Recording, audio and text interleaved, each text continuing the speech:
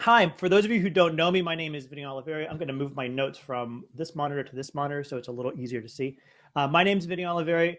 I'm the Associate Dean of Graduate Affairs here in the School of the Arts. And this event is our first presentation of graduate student research here at UCI in the School of the Arts. And it's something that I was hoping that we could do because it's a chance for us to open up our research and our creative work to share with each other. Even when we're in person on campus, it's very easy for us to do our own work and be siloed in our own little bubble. And I wanted to find a way for us to start to share what we do with each other, in hopes that maybe you'll be inspired in your own creative work or your own research, or at the very least, you'll take a moment and just be impressed by some of the really interesting creative work that's happening on campus. So I'm going to introduce the three presenters today to you in the order in which they will present, but not necessarily the order in which they are on my screen. First, Brittany Wu, who is an MFA student in dance, Amy E. Shine, who's a PhD student in drama, and Omar Costa Hamido, who's a PhD student in music. The structure for today is that each of the presenters is going to have about 10 or 12 minutes to present. And while they're presenting, I'll turn off, the rest of us will turn off our cameras so that you get to view just them and only them. And then as we transition from presenter to presenter, I will thank the first person and bring on the next person. We will not do Q&As after each session. What I'm going to ask you to do is to wait. We'll do Q&As for the whole panel at the end of the talk. A little bit of housekeeping. Attendees, you can chat with each other via the chat feature. But I'm going to ask you, and you're welcome to chat. You can also chat with the panelists themselves. But if you have questions that you'd like to pose, please put them in the Q&A section. So that's different from the chat. That helps me when I go to moderate the chat to be able to identify which questions are being answered, which questions are still up. That'll help me out a lot. Okay, so then I think without further ado, I'm going to introduce Brittany and Wu from the dance department, who's going to be our first presenter. So let's see, I'm going to turn off me and Omar and Amy, and then we will give it to Brittany.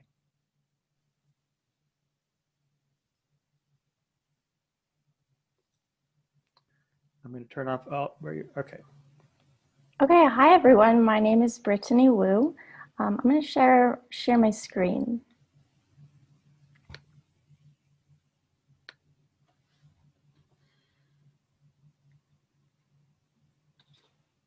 Okay, so hi. It's nice to be here with you all. I'm a second-year graduate student in the MFA for dance program here at UCI. And I want to talk about my research today that looks at how gender expectations in ballet training affects ballet dancers' mindsets. Before coming to graduate school, I was a professional ballet dancer with a company in the Bay Area of California. And now I'm in my last year of the program here at UCI. So to introduce my research, I'll share a short story. So when I was about 17 years old, I was dancing pretty professionally at a ballet school where I was hoping to join the affiliated professional company after graduating from high school. So one day I was having an evaluation meeting with the school's artistic director, and I was telling her that I was struggling financially. And she told me that although the school wished they could help me out, she said the board will never give the stipend to a girl. So at the time, I let that explicit message slide out of my head because I wasn't getting the stipend, and that was fine. But the implicit message that my gender determined my ability to succeed in ballet stuck with me for many years. So before I dive into my research, I want to talk about my use of the word gender. So when I'm using the word gender, I'm meaning the sets and characteristics of practices attributed to a male or female person, which has been defined by dance scholar Cynthia J. Novak. And although they're often conflated, an individual's gender differs from both their biological sex and their sexuality or sexual preferences.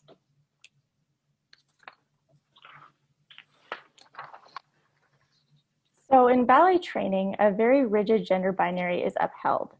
And until very recently, gender-conforming male and female were the only two genders that were recognized and represented on the stage. However, there have been recent premieres by world-renowned ballet companies that have featured roles that have been performed by male and female dancers interchangeably at the New York City Ballet. And at the English National Ballet, there's a recent casting of a male dancer in a traditionally female performed role. So despite this recent progress for gender inclusion in ballet, the training in ballet remains stagnant in its gender expectations. And you would think that the evolving representation on stage would translate into changes in the training for ballet in order to prepare these dancers for the real possibility now of performing roles outside their assumed gender. However, their training is remaining the same, and I think this is problematic because it's compromising ballet's ability to remain a relevant current dance form. And then these outdated gender expectations that it's upholding impede its ability to resonate with 21st century concerns. So because of biological differences between bodies, distinctions in ballet vocabulary and aesthetic have emerged that differ for male and female ballet dancers. But these distinctions in vocabulary are based on a lot of stereotypes, and they do not encompass the wide range of body types that people of all genders have. And this splits ballet into two categories, basically the ideal male body and the ideal female body. So this makes equality in ballet pretty hard to define. Dance scholars like Ann Daly have argued that equilibrium rather than equality is what we should be striving for. So equilibrium, or this state of being balanced, could be achieved it is achieved in recreational ballet training, where the training is more or less gender neutral. So by gender neutral, I mean that the young children who practice ballet recreationally, they're all taught the same steps and they should all look the same, whether a male or a female student is performing them. However, as students begin to train more pre-professionally with the goal of joining a professional ballet company, the pedagogy drives a divide between the male and the female, and the advanced training is often separated according to students' genders. This divide is typically decided by the teacher's interpretation or assumption of the students' genders. So in advanced ballet training, taught vocabulary and enforced behaviors differ between the genders. So in partnering classes, the boys are often asked to support the girl. They'll lift, spin, and physically manipulate the girl. In male ballet classes, the focus is on strength, power, and large movements. And the vocabulary involves space-occupying jumps and turns. This contrasts with female ballet classes where the focus is on quick footwork, the use of point shoes, so dancing on the tops of your toes, and soft, fluid port de bras or upper body. The students' assumed gender most often dictates the steps in vocabulary that are taught in advanced training. In the studio, different expectations arise from teachers and audiences assuming dancers' genders, but gender is rarely explicitly discussed. Perhaps because of this lack of conversation, gender is often discreetly taught as a hidden curriculum in the ballet studio. So this hidden curriculum in ballet training refers to everything the students are learning besides what the teachers are explicitly teaching. The structures and practices of educational institutions are taught to the students through hidden curriculums that shape students' thinking, and this ultimately affects their mindsets. So now knowing what the existing literature on gender in ballet says, I combined that with my firsthand experience in my training as a ballet student. And from there, I formed my thesis research question, which is what are the effects of gender expectations in ballet on dancers' mindsets? So I believe that the gendered curriculum is fostering a fixed mindset in ballet students. So the psychology scholar Carol Dweck created these terms fixed mindset and growth mindset. And a fixed mindset happens when a person believes that their abilities, intelligence, and personality are static or predetermined. And they believe that the degree of success they achieve is pre-decided or out of their control ultimately. A person with a growth mindset, on the other hand, believes that their abilities, intelligence, and personality can progress and evolve and change. And they don't believe that their success is predetermined by factors outside of their control. They believe that these qualities can be cultivated with resilient effort. So I think by restricting ballet dancers to stay within the confines of their gender during training, they're developing a fixed mindset where they believe that their capabilities as a ballet dancer are static and predetermined, by their gender. So at this point, I'm researching, at this point in my research, I'm interviewing UCI dance majors and dance faculty to see how the gendered system of ballet is affecting their mindsets and really their overall mental well-being. So I'm going to be interviewing ballet dancers with professional companies to see how their gender training affected how they view their career now and their overall success in ballet. So really, I want to know how this training is affecting mindsets now and what the lasting effects are. So in my research, I'm doing a mix of questionnaires and interviews. So I'm asking faculty here at UCI to fill out questionnaires. And some of these are true or false statements, such as, I believe mistakes are a valuable part of learning ballet, and I believe students' talent and intelligence can be developed. I'm also asking students to rate statements from frequently to sometimes to infrequently. So some of these statements are, I think people expect me to dance a certain way because of my gender, and that would help me understand the frequency of gender expectations in ballet and whether it's happening all the time. And then a second statement would be, when someone tells me I can't do something, I feel discouraged from trying, which would be a marker of a fixed mindset. So by asking these types of questions, I'm determining whether students' gender is affecting their ballet training and considering what role gender expectations are playing in this development of their mindset. So when 17-year-old me was told that my gender was the prerequisite for being granted the stipend, that sent the message to me that my success in ballet was predetermined by my gender. And I could have really benefited from someone telling me during my training that I was not limited to, and I could achieve success regardless of what gender I identify with. So although some elite companies like the English National Ballet and New York City Ballet have started to accept a wider spectrum of gender on stage, in the training, uniformity and conformity are still idealized and drilled in the ballet curriculum. So I believe that by proposing pedagogical changes to the way that gender is addressed and explored in ballet training, students' eventual experiences of peak performance and the likelihood of them developing a growth mindset can increase, and that would ultimately improve their mental wellness. If you have any questions, don't hesitate to contact me. My email's here. Please reach out with any questions. Thank you for your time and your positive energy. Thank you, Brittany. That was terrific. That was really interesting, and I've got some questions that I want to ask you, but I will wait until later.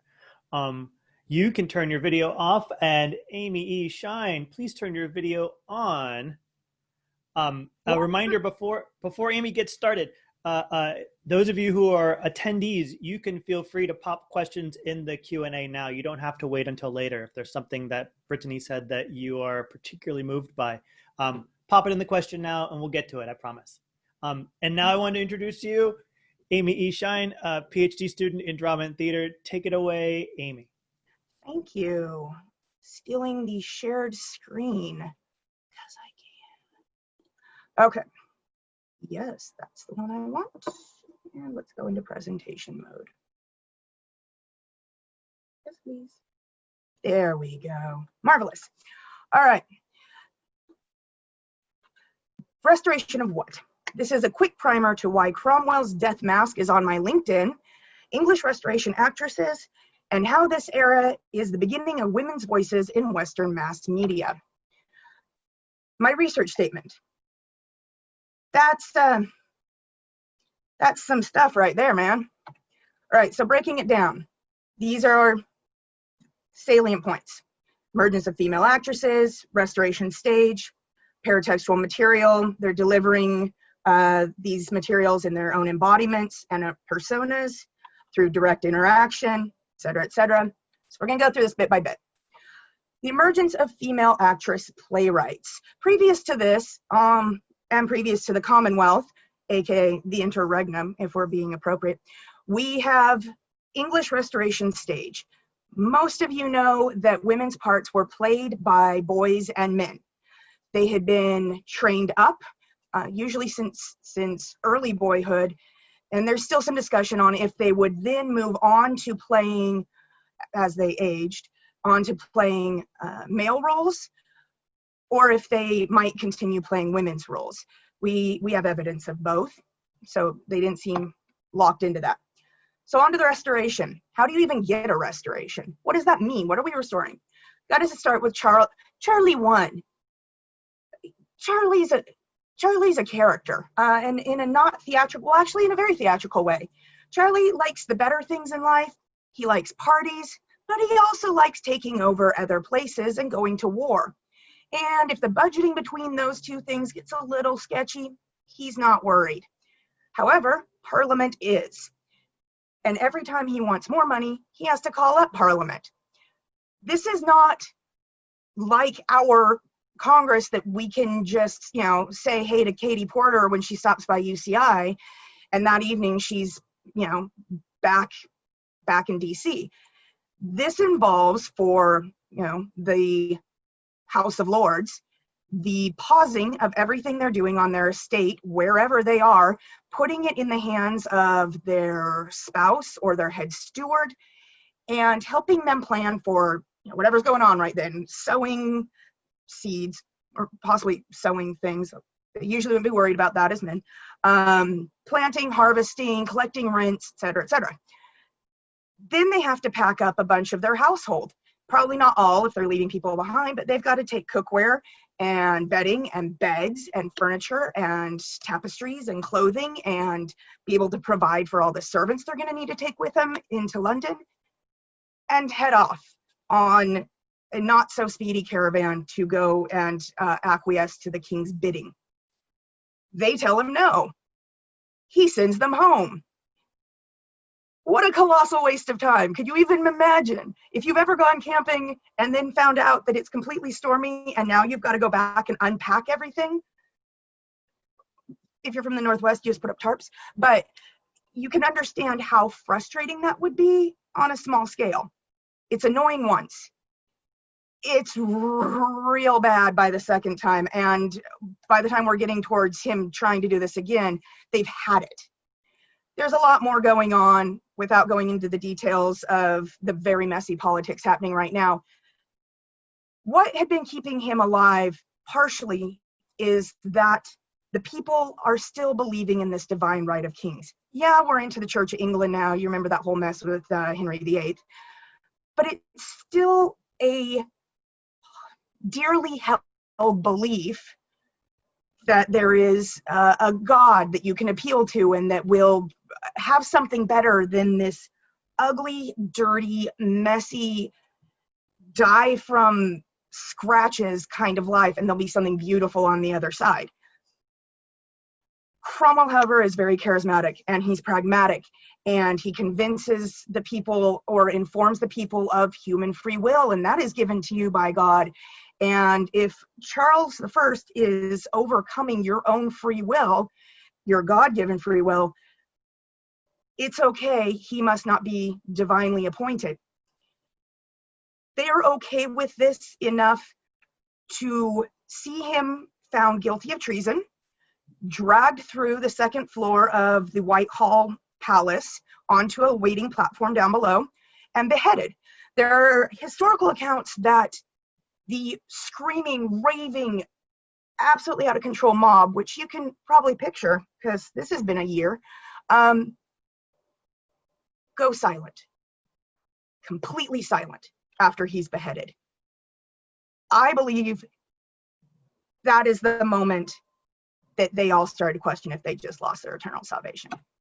Right, so enter Cromwell. That's his death mask. He is charismatic. Like I said, he's pragmatic. He wants to get England back on the right road, and he's going to do it through the people, for the people, led by the people. And that's going to involve buckling down and getting rid of extravagancies and being focused on being English, on being part of a nation. This is easier done when you don't have a bunch of people gathering together and talking about how awful things seem to be and how much fun you used to have. He's shut down the theaters, which obviously, because they're associated with sin and prostitution and all sorts of degradation. He's also shall we say, limiting pub attendance. He doesn't want any big gatherings there. It's this whole free speech, big gathering, not great for him and his forces. He's shutting down holidays. There's going to be no more Christmas. There's going to be no more Easter. There's no more ice fair out on the Thames where they would set up tents and have a blast. But he can't live forever, and he doesn't. And his son tries to take over. His son's not charismatic. The English people have had enough. They want their parties, and they want their holidays, and they want their pubs, and they want their theater. So Charlie II brought back. He's grown up on the continent. He's ready to forgive the people for what they've allowed to happen, but he hasn't forgotten. And there will be multiple times when negotiating with his advisors, with Parliament, that he will bring up the travesty and the injustice that was done to his father as a tactic. And it works most of the time. He also reopens the theaters because, one, people love it, and two, he loves theater. And he's, shortly after opening them, decides no more boys playing women. We need to have actresses on stage. This is actually the moral thing. Also, it's what he's been seeing on the continent. And this absolutely has nothing to do with his mistress, Nell Gwyn, wanting to be an actress. So back to what's going on in my research statement. Prologues, epilogues, and paratextual material. The prologues are performed before the play. Someone comes out. They're not in character yet. They're wearing bits of costume, maybe.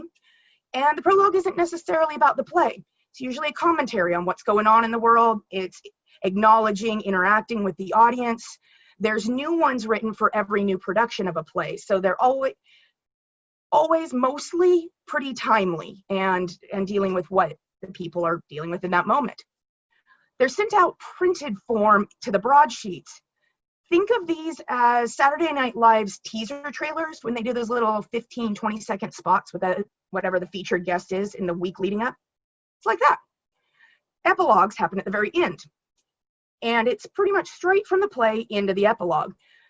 So the actor presenting the epilogue is going to be in costume still. They may be taking it off, but they're still mostly in costume. And they're in this liminal space between being the character and being perceived as the character, but also being the celebrity, the actor, and having their own voice. Paratextual materials are everything else around the play. So dedications in the printed script, the published correspondence, the back and forth letters that may be printed in the broadsheets or maybe in the scripts, and songs. The songs get out and they end up printed in broadsheets sometimes, and sometimes they just become popular in the local culture and the pubs around London. What is delivered in their own embodiments mean?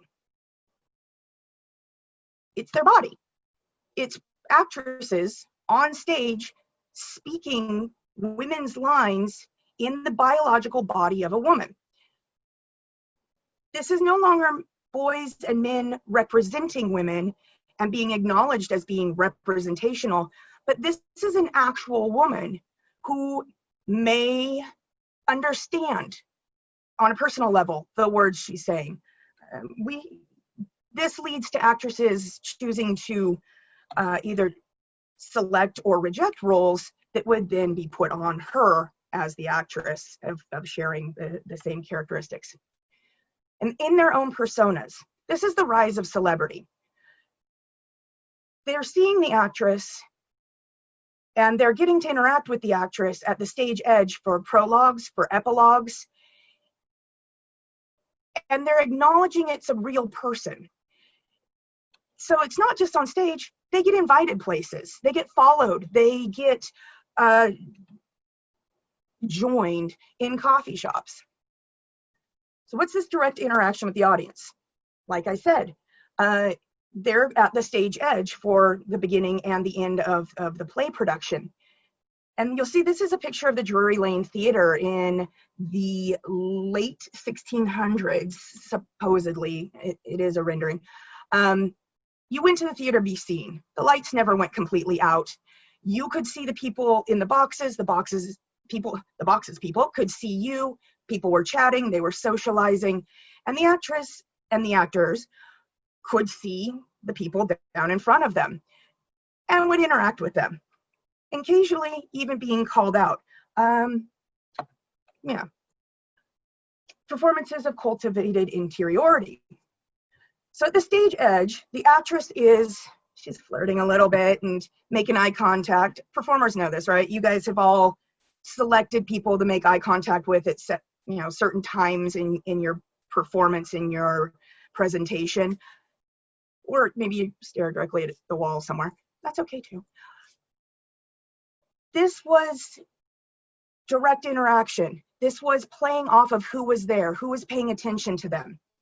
The salons, these groupings, these gatherings of the philosophers, the thinkers, were moving into the Enlightenment, so people are full of ideas and interested in science.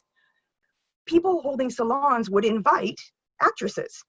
It would lend a bit of pizzazz, excitement, celebrity to their event. And the actresses used this. They were well-versed in how to speak appropriately, how to pass themselves off as being better born than they were. And there's more than one actress that found a suitable husband in the aristocracy through attendance of these salons and being witty and charming. So why my claim on it being female voices of Western mass media beginning here? Mostly the prologues. Those prologues that are for each of these new productions are talking about and addressing what the social scandal is, or scandals, the royal scandals, what financial events, when the South Sea bubble popped, and many, many people lost a lot of money. This was discussed by and referenced by Afra Ben, among others. So they're critiquing the people in front of them. Sometimes they would outright critique and kind of tease, play, just joking, the scandals that involved the people in front of them, or editors, or reviews they had gotten by critics sitting in there's a lot of response, and editorializing. Because they said it in their bodies, because they said it while they were still in their own persona, it was perceived as their thoughts. Usually the actresses did not write their own prologues though. And how are they influencing? Because there's low literacy rate. If you don't read and you can't read, you're not going to buy broadsheets. You're going to get your news from gossip. And if the person appearing on stage happens to be the king's mistress, you know she knows what's going on. So the theaters are serving as both a social setting to see, be seen, etc., and as a news source. And we're trusting the people presenting this information. Today, with our widespread literacy, we have a large variety of influencers that are available to us.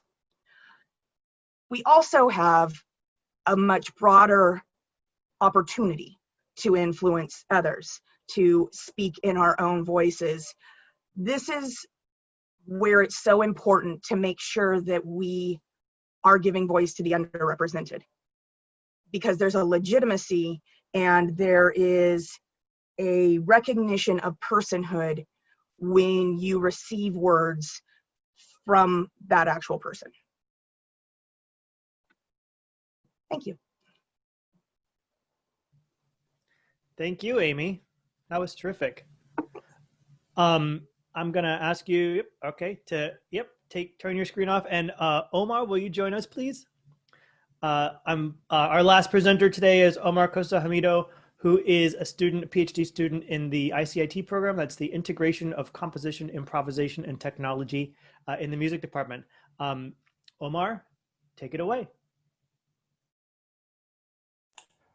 All right, unmuting. So I'm not gonna enable the screen sharing on Zoom, so you can double click my window if you want to have it full screen on your end. If not, it's okay.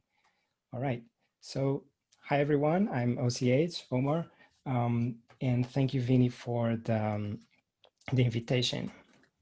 So when I was thinking about my own work, it kind of felt like there's two different answers, one before the pandemic and one after the pandemic. So before the pandemic, I was spending a lot of time here at the music lab, And yeah, sure, given that the work also looked like this most of the time, but I was having access to all this equipment and being able to play at full volume and to play with other people. Just to give some sort of a context, I am, as Vinny said, fourth year PhD student in the music department in this program called ICIT, which stands for Integrated Composition, Improvisation, and Technology, which is basically a program for performer composers who use technology and think critically about the integration of all these. So what does it look like? What is the process? What does it look like? I thought it would be interesting for today to go over something that is very prominent for all of us. This, and by this I mean Zoom. It's in everyone's lives, and let's be real for a second here. Zoom fatigue is a real thing, and there's several different reasons for that, but right out of the bat, because when it was originally created, it was not intended to become a second nature. It was just adopted as such overnight.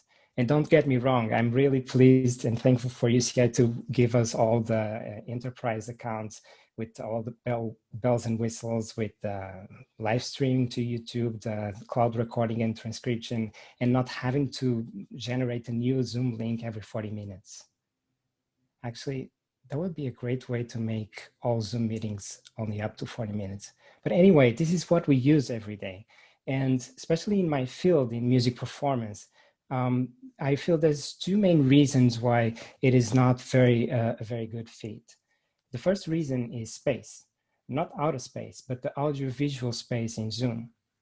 So when you think of the visual in Zoom, you can have every person in this gallery view, and they're spread across space, and you can look around your screen real estate and see everyone. And then when they talk, there's like this highlight around them and their mouth moves, and you can see where each person is. But if you close your eyes for a moment and try to focus only on the sound, you'll realize that they're all coming from the same place, and their virtual sonic space is replacing one another. It's like everyone is on top of each other. And sure, maybe this could be interesting, for example, for the next choreography by Brittany, or some visual piece, or I don't know, maybe the next political campaign ad with a quote, "I'm in pretty good shape, smile." But in music, you have this, you need to give each instrument its own place in space. For example, in the UCI orchestra, you can look around and see there's violins over here, there's cellos over there, there's percussion, wind instruments, etc., etc., etc. And my students in Music 51 sections will tell you how many times I told them when they were working on their first electroacoustic composition that the secret, the gold standard for a good mixing is to give everything its own space. Coming back to the Zoom environment, there's one other reason why it's not well fit for performing music. And that has to deal with the fact that when one person talks, it kind of mutes the other persons, and it tries to suppress background noise. And music is even sometimes considered background noise.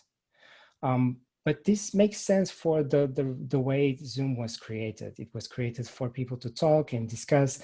And when people are talking and discussing, it's only one person at a time, right? Well, in music, it's not necessarily the case. Musicians oftentimes have to play at the same time, and at the same time means in sync.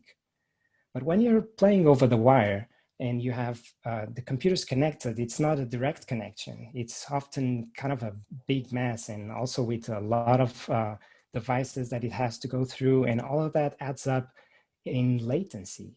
And if you're a gamer, that means lag.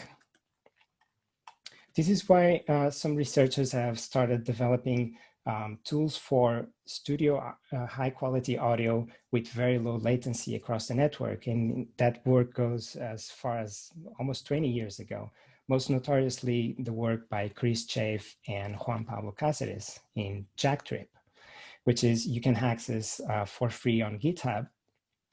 And this is a command line tool that is a little bit hard to set up. It's not very user-friendly, but it's very high performant. And because this is very hard to use for the normal musician, this is also where there's some other people that are very important in this world. One of them, a professor here at UCI, Michael Dessen, is been known to be the bridge between the musicians, improvisers, and the computer scientists. And there is also a very cool video with some pretty cool graphics that you can look up on YouTube about and a short introduction to telematics, but it's a little bit short in how it addresses the whole telematic world. So if you're interested, I would strongly recommend checking out Michael Dessen's Medium article. Now, there's been, over the summer and with the pandemic, a lot of discussions online, especially in this Jacktrip users mailing list, which you can access here as well. But one interesting project that came out of those discussions that I was very much involved with is the project by Miller Puckett, a professor at UCSD, who created this simplified version of Jacktrip that runs on his graphical programming language called PD, and he created Quacktrip. It's a simplified version and very elegant in my view. So you can see that there's so many things out there that at some point I started when the lockdown started, I started this list online in an open source repository. Actually, I'm going to go to screen share here and show you. So this is a list that you can access, a list of real-time software tools for routing audio and video streams between applications and for sending audio and video streams across the network. And it's organized by audio routing, audio networking, video routing, video networking, and other. And you can see here in audio routing applications or tools for sending audio between applications in your machine, or in audio networking tools for connecting machines over the internet. You can see here Jacktrip, you can see Quacktrip as well, and some other tools that have been coming up in the meantime based on Quacktrip.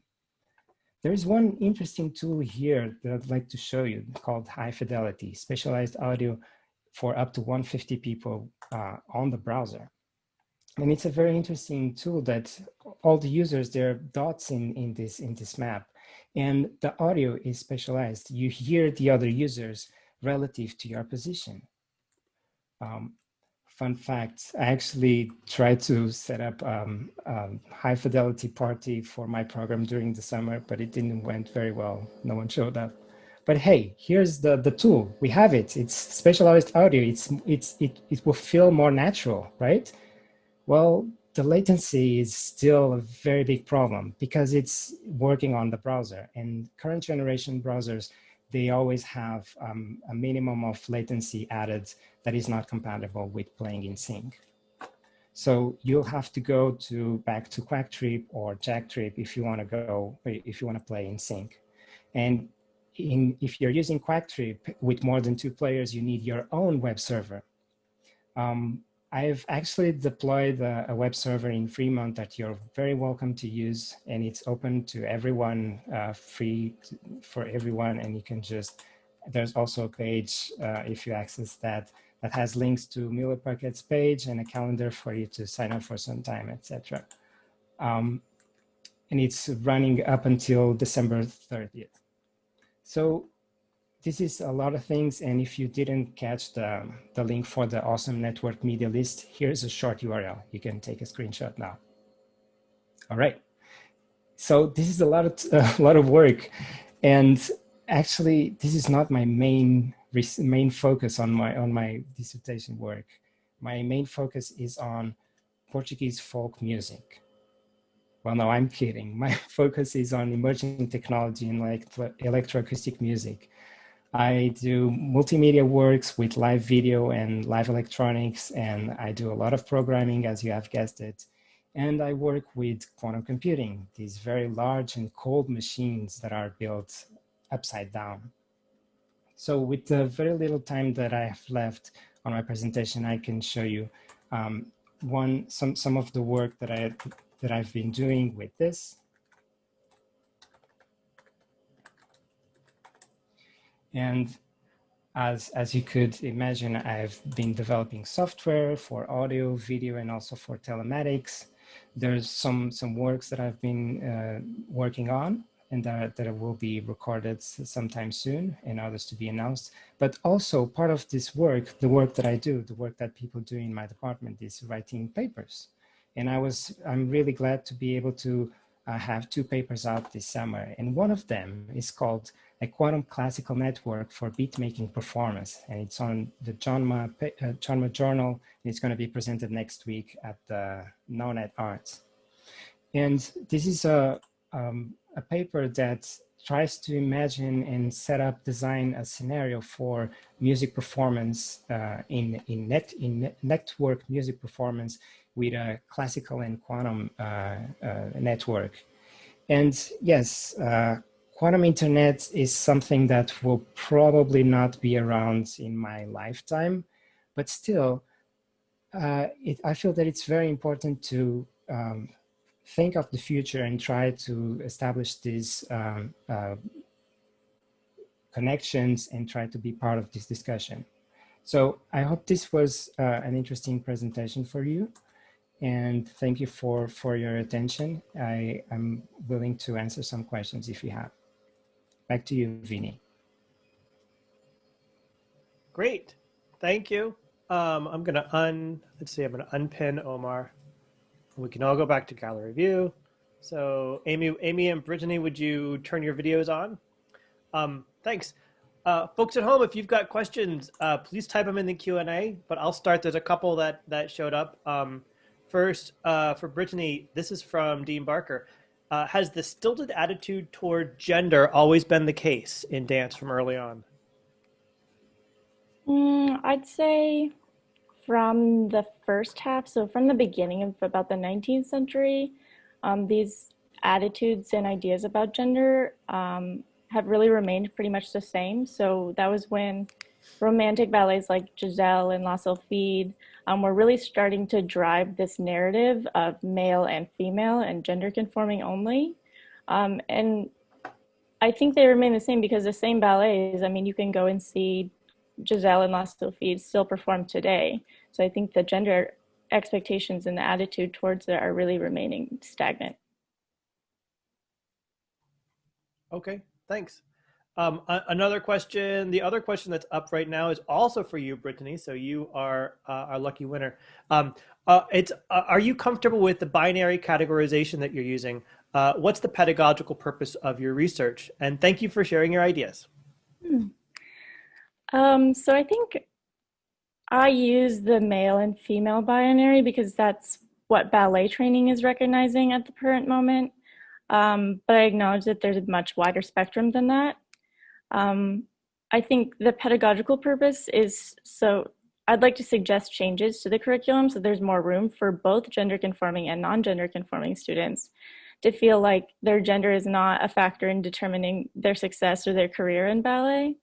And I think ultimately this would increase the likelihood of developing a growth mindset, which would just boost their mental wellness.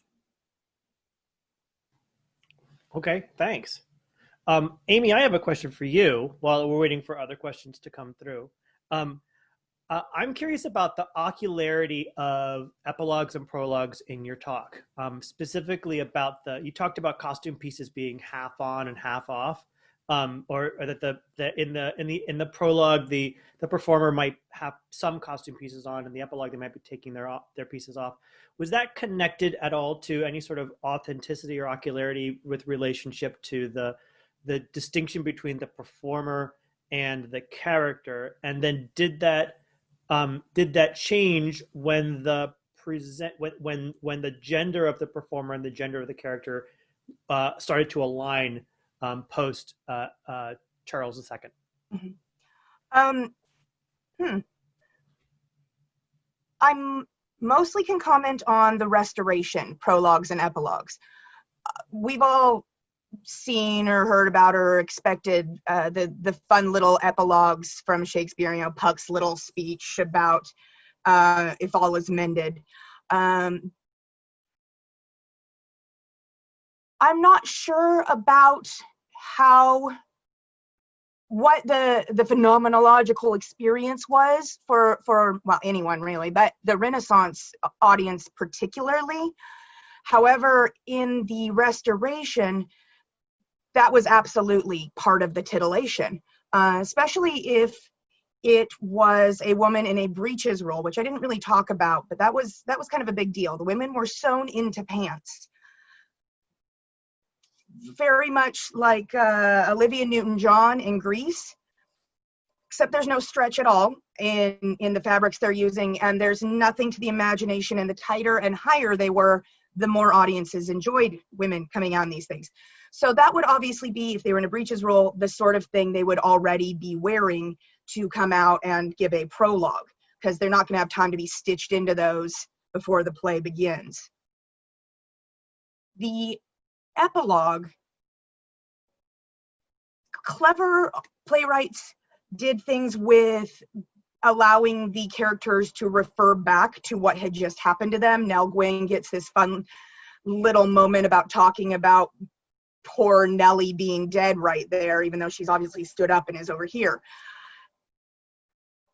That was, once again, to kind of talk about what was happening in the play and still bring that charm of the interaction of the actor and actresses. And I would say that in most cases, for women, there was a titillation element, or they were there to appeal to women, supposedly.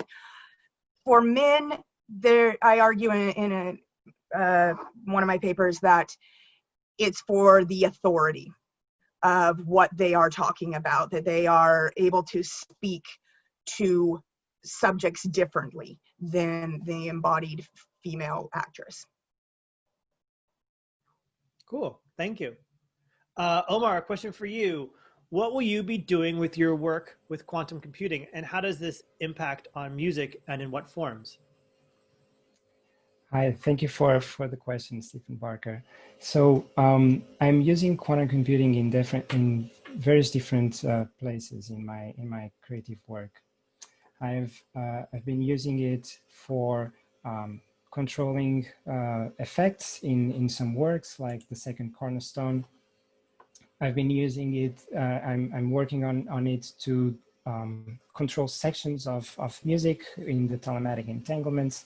And I've been working on 2 other pieces that will involve the use of a synthesizer that is whose sounds waveforms are manipulated with the QC process, and also some visual work as well, using QC to manipulate images.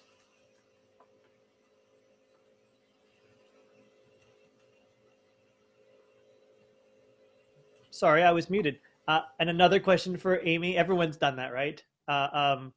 Amy, would you agree that what we call identity was largely itself a paratext in the Restoration drama? Oh, absolutely. Absolutely. This is where we get, moving forward, big personalities from our actors and our actresses, but the actresses had to be particularly careful and aware as they performed Interiority, that they were, you're all her closest friends, and this is who she truly is. Of course, anything that's performed like that may be an aspect. I think immediately of Anne Bracegirdle, who played virgins, faithful married women, and never allowed herself to be to take a role in which it was any implication or insinuation that she was sexually inappropriate or anything in which she might be threatened with rape. She kept a pretty clear reputation that she was associated with being a moral actress and yeah, someone to look up to. Reminds me of the of how Shirley Temple managed her career for quite a long time. I was going to say, Bracegirdle cleverly used that for, and I'm sorry, I'm forgetting the playwright, that the playwright got her to agree to the role, and the entire time she's supposed to be cheating. And so the audience was just aghast and did not know what was going on. And then, of course, the twist at the end is that it was all made up and getting her husband's attention. She'd been faithful the whole time and all that. But it made for some excellent ability to manipulate plot based on pulling in that paratextual performance of identity. Wow. Fascinating. Thanks. Oh, we just got another question for Omar. Omar, do you spend more time on the software side than before the pandemic? Well, that's a good question. I feel that I've lost a lot of time working on the software side and the server deployment side of telematics. Also because it was an urgency. There was an urgency of having these tools, of being able to connect and being able to have control over the audio quality of your audio. So yeah, I did spend a lot of time since the pandemic working on the software side. Yeah. Thanks. And then Adib has a question that got into the chat. How does the result of your new sound processing differ from before? Do you have any sound samples that we can hear, or can you explain the sonic result? I have a rehearsal recording of the second cornerstone piece where the change in effects is controlled by a simulated QC process. Hopefully I'm still trying to figure out how to manage to have a better recording, how to have access to a place to be able to get together with Nilüfer again to record. But yes, there's only very few samples out there, and there will be more once I'm finished with this whole research. Okay, thank you. We just have time for a couple more questions, but Connor asks for Brittany, can you share a little more about the term peak performance that you closed with? Extremely fascinated by this topic and was immediately intrigued by your research. Thank you for sharing. Yeah, so peak performance encompasses a few different elements. So when I'm talking about peak performance, that can include like flow, where your perceived skill set is matching your high level of challenge. And I think the growth mindset allows the peak performance to happen because you believe that your capabilities go beyond just what you've been predetermined. Yeah. Okay, thanks. Amy, is Shakespeare in Love strictly a modern indulgence, or is there any actual historical accuracy in it?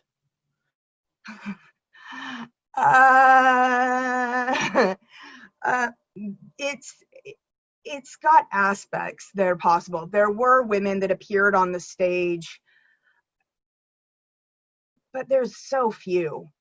There's so few, and that the queen would come to the theater is just really unlikely, really, really unlikely. But they were constantly being brought in to perform at court, which, you know, it talks about. I would suggest, if you are interested in something that's a little more historically accurate and is still a jolly good romp, Stage Beauty. It's Stage Beauty? Stage Beauty. All right, I'm going to type that in the chat for everybody. Whoops. I mean, it's got no Gwynny, but, you know, it does have Claire Danes. Yeah. She's all right. She's pretty talented. She's all right. And then I think we have one more question, but it's a question for all three of you, and it seems like a great way to wrap this up on time. It's a question from Dean Barker. Quick answer from all three. What could we do to help the atmosphere of your research other than money? Omar, go first. All right. So I feel that the best way to help is to actually be involved, show interest. And I know that several of the things that I presented today were very taken, and you might feel like, whoa, this is over my head. I also feel that it's over my own head. But the matter of fact is that we are using these tools, and we've been using machine to intermediate our way that we connected before. The only thing is that before we didn't have a choice we still had a choice to not use them, and now we don't have a choice. So I feel that it's important to be able to try to have some proficiency in these tools, because it's all we have right now. Thanks. Brittany, go ahead. Yeah, I would definitely second that. I think more opportunities like this for interdisciplinary work, and feeling like the web of support and the network of support we have is ever growing and not diminishing with the Zoom capabilities. Because I think it's easy to feel disconnected when we're all isolated in our homes. So just opportunities like this so we can connect to people outside of our small sphere. Thanks. And Amy? Intellectual curiosity. Keep being interested in the things that aren't in the canon. Keep questioning why things are in the canon and why we value them, and if it's the same people writing that are also telling us that this is what good work is. All right. Thanks. Thank you, all three. It's Omar, as you said, Zoom fatigue is a real thing, and I really appreciate everybody coming out to support Omar and Brittany and Amy at the end of a Friday in the middle of the quarter. I really appreciate it. I'm so excited about this. Folks, stay tuned because we're going to do another one of these in 2 weeks on the 13th of November, and I will early next week send out an invitation about that. But thank you so much for coming to the first of these. I'm really excited about it, and thanks, Amy, Brittany, and Omar for your time and your effort and your brilliant work. Everybody, go forth, have a safe Halloween, and be virus free.